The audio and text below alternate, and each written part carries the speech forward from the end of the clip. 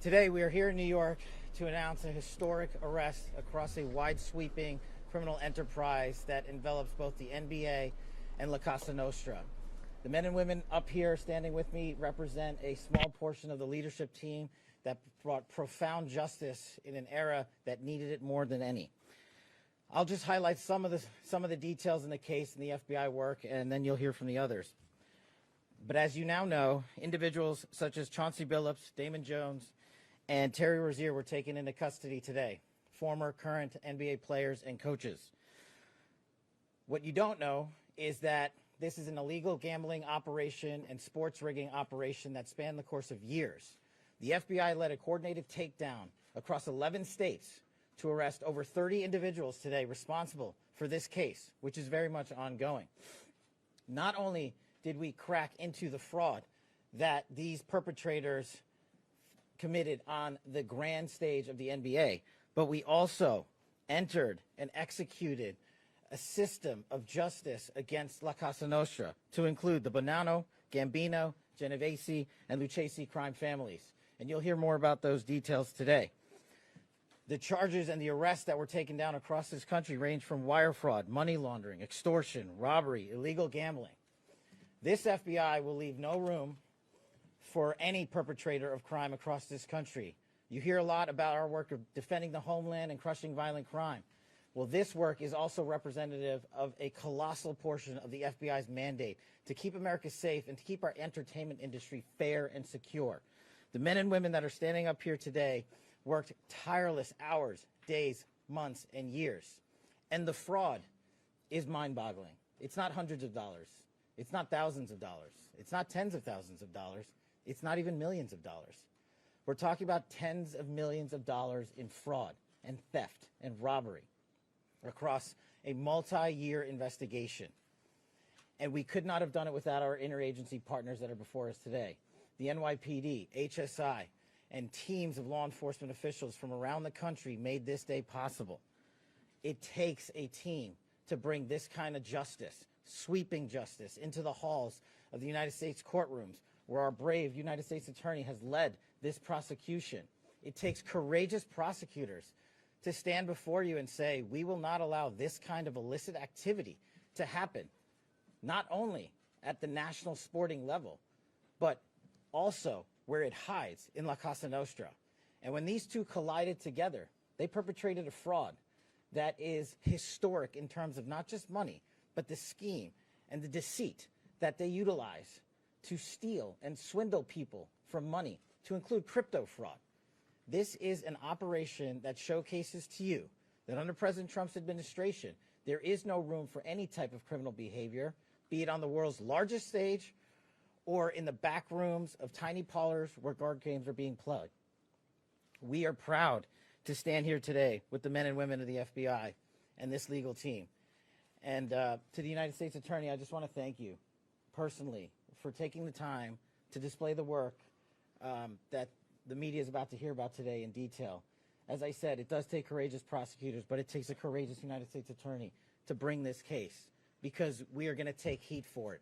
But we don't shy away in this administration. We don't say no. What we do is we bring the results across the finish line. We bring them to the public. We bring you accountability. And yes, they will have their day in court, and you will hear the evidence through the court system. Yes, that's absolutely correct. That's Kash Patel of the FBI that has actually found out that there's a real huge scam that they've been investigating for years that involves illegal gambling that spans across the NBA, their NBA players, and the mafia.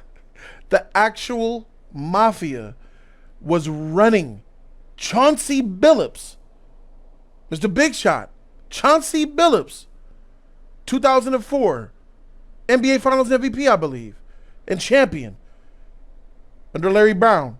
Chauncey Billups running fools. And it gets real deep. It gets worse than that. Much worse. Chauncey Billups, according to federal prosecutors, was the lure, the mafia allegedly paying him for his celebrity to attract high rollers to poker tables in the Hamptons, in Las Vegas, in Miami, and right here in Manhattan, so they would gamble, so they would play poker what those people didn't know was that everyone else at the table was in on the scam because the games were rigged. Chauncey Billups was known as a face card because the mafia allegedly used his face to lure in these unsuspecting victims. The victims themselves were called fish, as the U.S. Attorney for the Eastern District of New York explained in Brooklyn a short while ago. The scheme targeted victims known as, quote, fish, who were often lured to participate in these rigged games by the chance to play alongside former professional athletes who were known as, quote, face cards. The so-called face cards included the defendant Chauncey Billups, who at the time of the scheme was a former NBA player and is currently the head coach of the Portland Trail Blazers, and also Damon Jones, a former NBA player and coach. What the victims, the fish, didn't know is that everybody else at the poker game, from the dealer to the players, including the face cards, were in on the scam. For example, they used off-the-shelf shuffling machines that had been secretly altered in order to read the cards in the deck, predict which player at the table had the best poker hand, and relay that information to an off-site operator. These rigged poker games have been going on, prosecutors say, since at least 2019, and it involved these altered shuffling decks, X-ray poker tables that could read cards that were face down. There were special glasses and contact lenses that enabled players in on the scam to know what the victims' cards were, and other technology brought to bear. The victim, Shanae, had no chance at winning these games. They lost millions of dollars. And since the mob was involved, prosecutors say if the victims couldn't or wouldn't pay, that's when violence was used to make sure they did. Trump is coming. Stephen A. Smith saying that Trump is coming. Here's a little example of what happened over there at that poker table, of what could have happened at that poker table. Glasses. You put the glasses on and voila.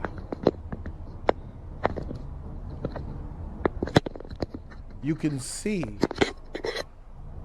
If you don't have the glasses, you can't see. It looks like a regular card. But if you have the glasses or maybe even contacts, guess what? Now you can see what the cards are. Imagine that. Imagine that. That's how they're getting some of y'all people, bro. Imagine that.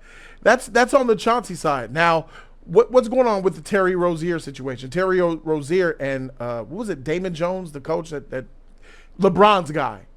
Bad Bunny is performing at the Super Bowl, and all of a sudden you hearing ICE is going to be there, looking to engage in mass deportations. The Super Bowl, disrupting things. Big night for the NBA. Wembanyama put on a show. That has now been smeared because we're talking about this story, okay? Remember, Trump has a long, long history connected to the world of sports because he had those casinos. Where do you think folks were coming half the time?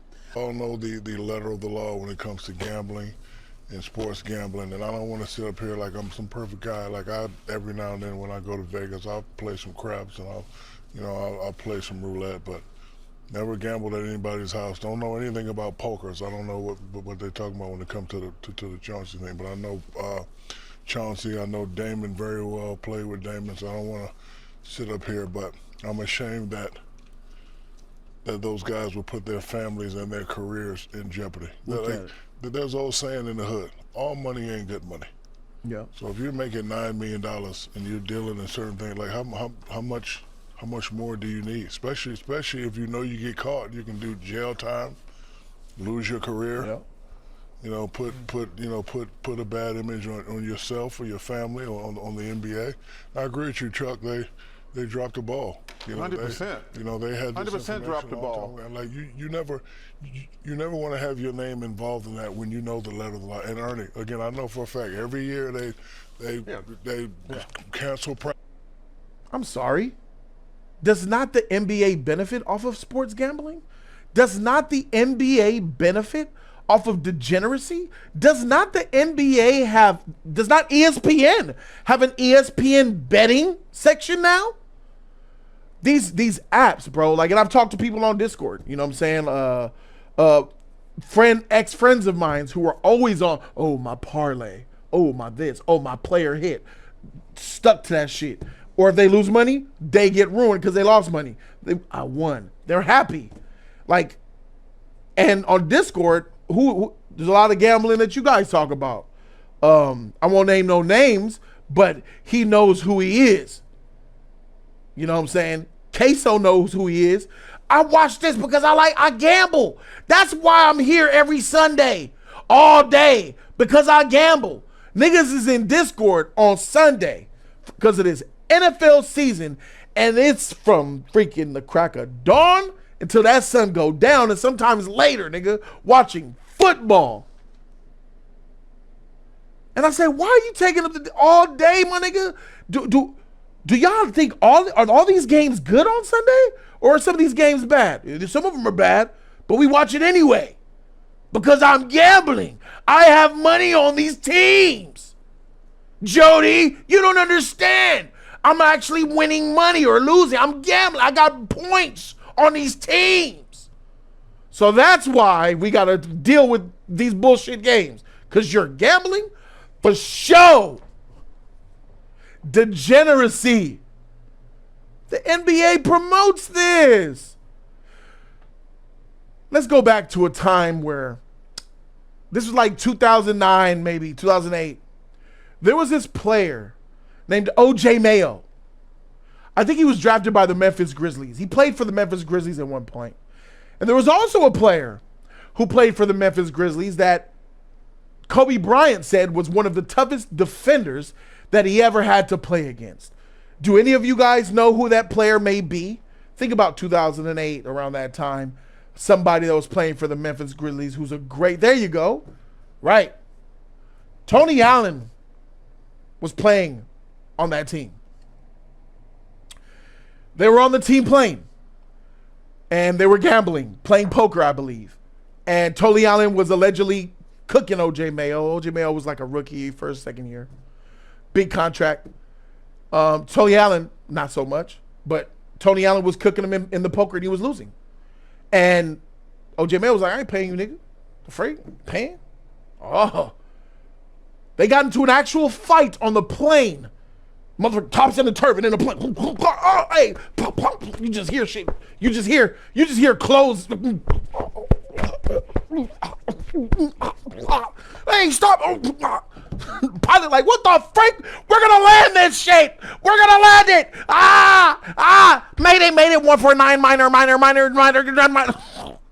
Nigga, over gambling on a team plane. It's the plane. The coach is there. They know what's happening. The players all know that they gamble. Why are you guys acting brand new, NBA? The NBA is 100% involved with this entire mess. They gave you the blueprint and they tried to, it's crazy how people have short memories or they're just dumb. Like I told you, society, I don't have faith in our society. IQs are low, common sense ain't common. Motherfuckers is just dumb. Because this was a thing, guys. This happened before. And still, didn't listen. And I believe all the players know this, that certain referees treat them much better than others. Donaghy told us that 2 years ago, Iverson had incurred the wrath of the refs. He had threatened one of our officials, and the NBA fined him $25,000. And we felt as a group that he should have been suspended. And because he wasn't, we felt like we would teach him a lesson. During that time, you worked an Iverson game January 6, 2007. So you bet against Iverson's team? Correct. Because you knew that all the refs were gunning for him. This was openly discussed? Openly discussed. And I knew that the other two referees and I sought out to do a little justice of our own. The refs quickly called curious fouls on Iverson, including rarely called fouls for palming. And Iverson still upset about that palming call. They threw his game off, and his team lost. According to the game's announcers, even late in the game, he kept hurting Iverson's team by letting defenders bludgeon him without calling any fouls. Watch. Tim Donahue will not call a foul when Iverson goes to basket. About 3 in a row where he got to the basket, got fouled, we thought, no call. What are we looking at? We're looking at a foul that was let go. Obviously, in the pregame meetings, we came to the conclusion that we were not going to give Allen Iverson any marginal plays to the basket.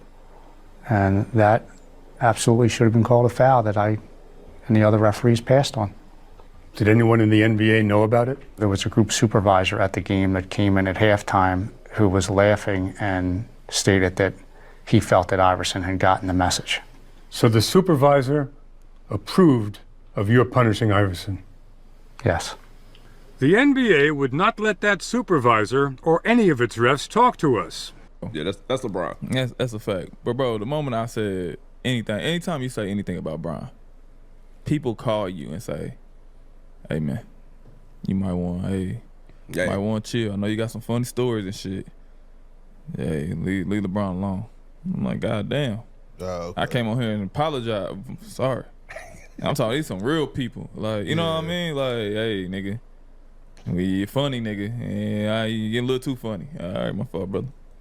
So I know ain't nothing getting by. They whole camp. They run the league. They whole camp run the league. Yeah, bro. They too plugged in. For somebody not to know an inkling to something, I ain't saying they do an all-out play. I just feel like somebody, bro. If not, then that's one of the most... Rich Paul, AD agent. Yeah. That's one of the most covert operations in NBA history. These are NBA players talking. This isn't just some nigga, fat nigga at a chair, a desk like me. Some fat, ugly motherfucker with a beard. Act like he cute and shit. And act like he funny. Like me.